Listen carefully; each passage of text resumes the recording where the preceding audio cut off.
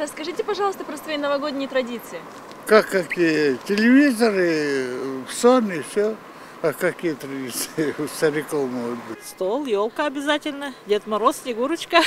Ну, вместе встречаем и все, а пока у нас маленькая семья, вдвоем. Даже не могу сказать. Ну, конечно же, это подарки, фирменные салаты, блюда. И, конечно же, праздновать в кругу семьи.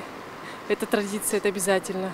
Новый год встречаем вместе, да и все, у меня единственный сын и одна внучка, больше никого нет. Поэтому, а вот нынче даже и не знаю, вот одна сидеть буду. Молодежь свое. Сын вроде обещал прийти, но вряд ли. В лесу отдыхать. Самый приятный отдых — это на природе. Я так думаю, ну и с друзьями. Но главное, что семья. Сам новогодние праздники — это семейный праздник. Раньше были годы молодые, гуляли, веселились, на елку ходили. Ну, вы знаете, как вот, допустим, в фильме посещаем баню, с друзьями ездим, затем в Зеленецкие Альпы посещаем с детьми, с семьей, катаемся на горках. Ну, что еще может быть у нас? Ну, в принципе, как бы вот, ну, все. Остальное просто, как бы, отмечание. Елка новогодняя, горки, ну, такого характера. Новый год, как у всех.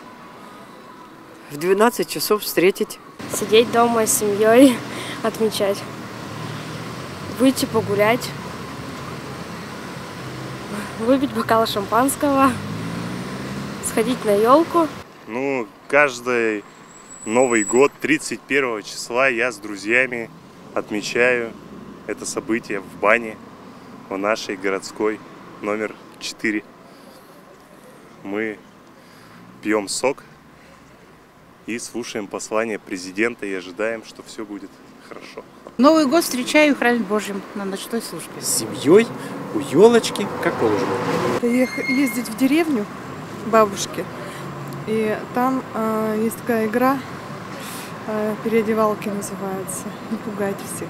Собираемся вместе, сначала застолье, а потом я без горок не могу. И на горке, и погулять надо, проветриться. Отдыхать в деревне – самое хорошее, милое дело.